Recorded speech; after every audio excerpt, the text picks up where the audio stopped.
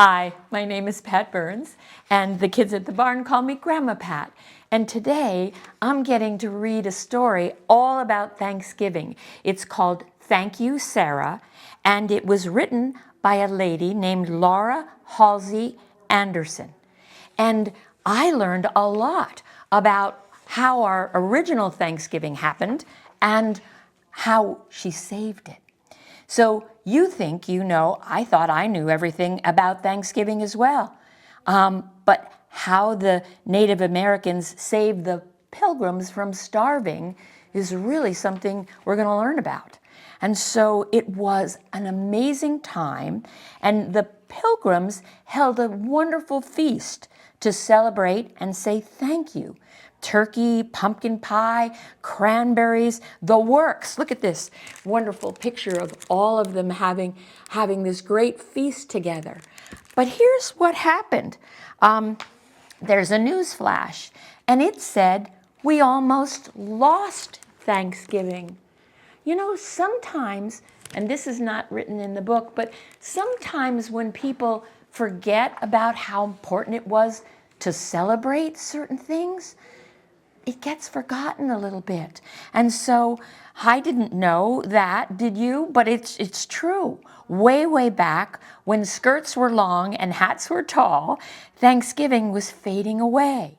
Sure, the folks up north in New England celebrated it.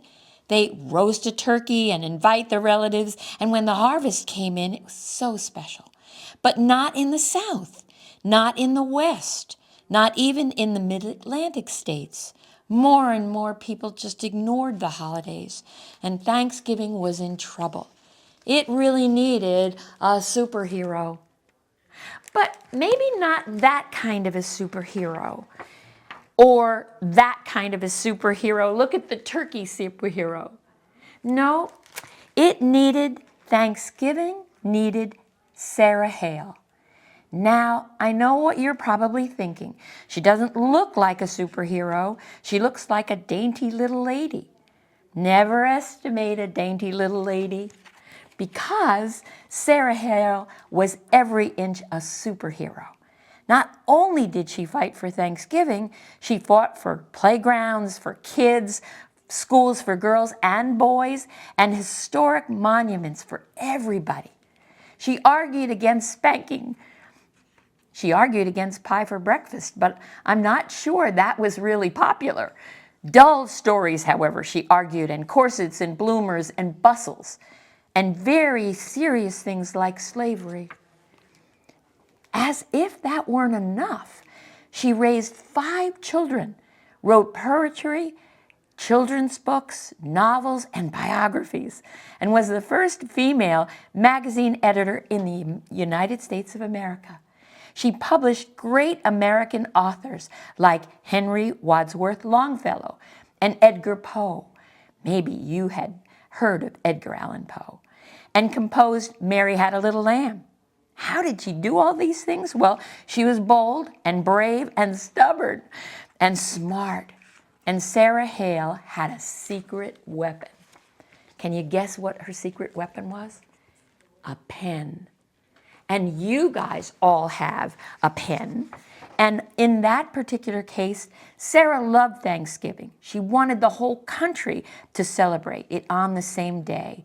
So she wrote and wrote and wrote. And when folks started to ignore Thanksgiving, well, that just curdled her gravy. She picked up her pen. Sarah wrote letters, thousands of letters, asking politicians to make Thanksgiving a national holiday. She wrote magazines, articles asking her readers for help, and the women of America listened.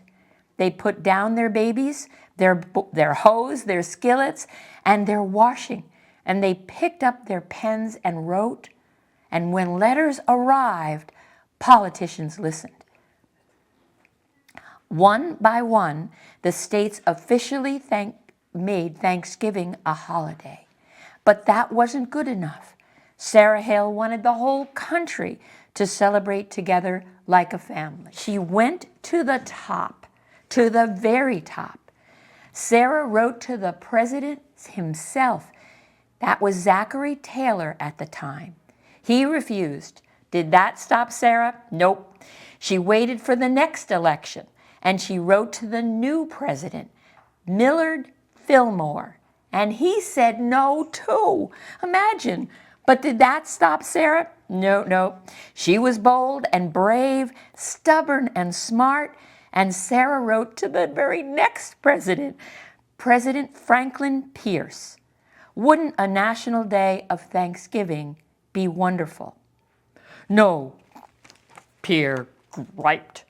But Sarah penned an elegant letter to President James Buchanan.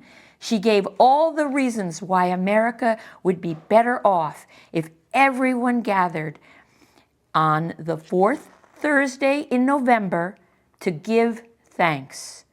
And guess what? Even President Buchanan disagreed. He had other things on his mind. You see, Sarah felt like stuffing had been kicked out of her. Everything was going wrong. America was at war at that time. The North and the South, states that had promised to celebrate Thanksgiving, changed their mind. The country was falling apart. It was a very bleak, scary time. And did that stop Sarah? Nope. No way. Nothing stopped Sarah. Superheroes work the hardest when things get really tough. So she picked up her mighty pen and wrote another letter. Pen and letter, this time to President Abraham Lincoln. America needed Thanksgiving now more than ever before. A holiday wouldn't stop the war, but it would help maybe bring the country together. She signed the letter, folded it, slid it into an envelope, and she wrote Mr. Lincoln's name and address on the envelope and stuck on a stamp. She mailed the letter, and then Lincoln said yes. Lincoln said yes. In 1863, President Lincoln made Thanksgiving a national holiday, a day for all Americans to give thanks together. It took Sarah Halse 38 years, thousands of letters, and countless bottles of ink, but she did it. Nothing stopped Sarah. That bold, brave, stubborn, and smart lady saved Thanksgiving for all of us. Thank you, Sarah. Way to go. Look, and I hope that your Thanksgiving this year is very, very special because we are so lucky to have found this book about Sarah and how she saved it. I hope you have a great Thanksgiving. Bye, everybody. Thank you for tuning in. In order to help us do this, you need to subscribe and even like the video you just watched. Together, let's elevate voices and celebrate community.